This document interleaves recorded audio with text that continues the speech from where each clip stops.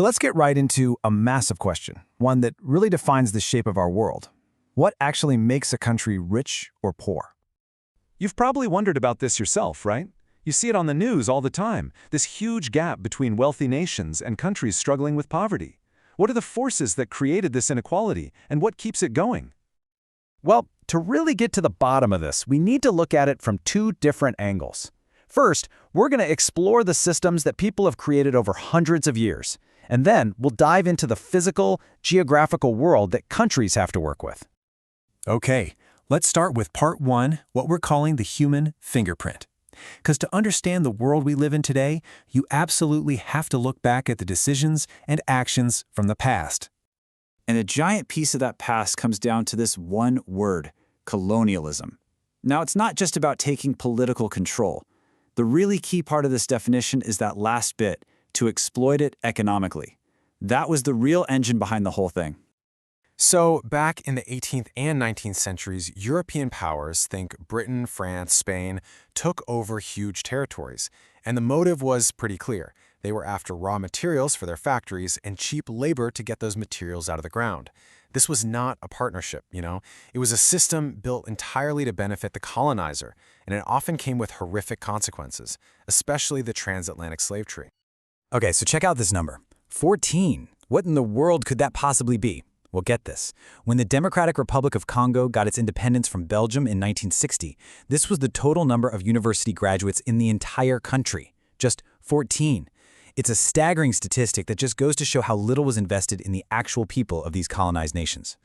And the fallout from this era wasn't just economic. Colonial powers literally took a pen and redrew the map of the world. They created these new borders that completely ignored the traditional ethnic and tribal lines, often forcing rival groups to live together in the same new country. It was a recipe for disaster, one that has fueled political instability and conflict right up to today, with tragic results like what we've seen in Central Africa and Syria. And that economic imbalance? It's often still in place today. Look at it this way. A lot of former colonies still mainly export raw materials, like cocoa beans, which don't sell for a lot of money. But the real money, that's made when those beans are turned into something like a chocolate bar. That manufacturing process usually happens in wealthier countries, so all that extra value, all that wealth, it rarely makes its way back to the place where the cocoa beans came from. But here's the thing. This isn't some unbreakable cycle. Some nations, like China, have really shown that there's another way. By investing massively in their own manufacturing industries, they've been able to capture that higher value themselves, and that has led to just incredible economic growth. All right, let's switch gears and move on to our second part. We've talked about the human systems, but what about the physical world itself? How do things like land, climate, and pure geography factor in? And yeah, these physical factors definitely play a huge role. I mean, a harsh climate can make farming almost impossible. If you're in a place that's constantly getting hit by hurricanes or earthquakes, you face constant setbacks. And then there's being landlocked. Having no direct access to the sea makes shipping goods and trading with the world so much harder and more expensive. So let's look at another number, 45. That's how many countries in the world are landlocked. And you know what? With very few exceptions, most of them are not wealthy.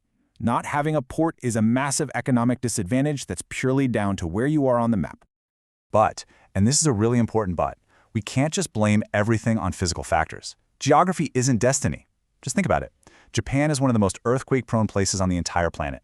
The US gets hit by major hurricanes all the time. Both are highly developed. So, what's the real difference maker? This comparison tells you everything you need to know. In 2010, a massive earthquake hit Haiti, a low-income country. Around 230,000 people died or went missing, and the nation is still struggling to recover. Just a year later, an even stronger earthquake hit Japan, a high-income country. While the 22,000 casualties were absolutely tragic, the difference in the death toll is just staggering, and Japan has largely recovered. Same hazard, two completely different stories. So the key takeaway here is this. It's not actually about the earthquake or the hurricane itself. It's about a country's ability to prepare for it, to withstand it, and to bounce back from it.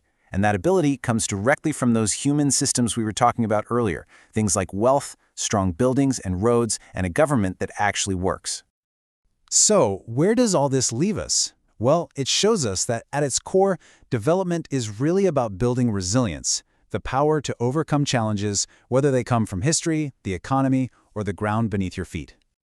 When you look at it that way, the path forward starts to make more sense. Step 1 is being honest about the historical and economic systems that created an unfair playing field.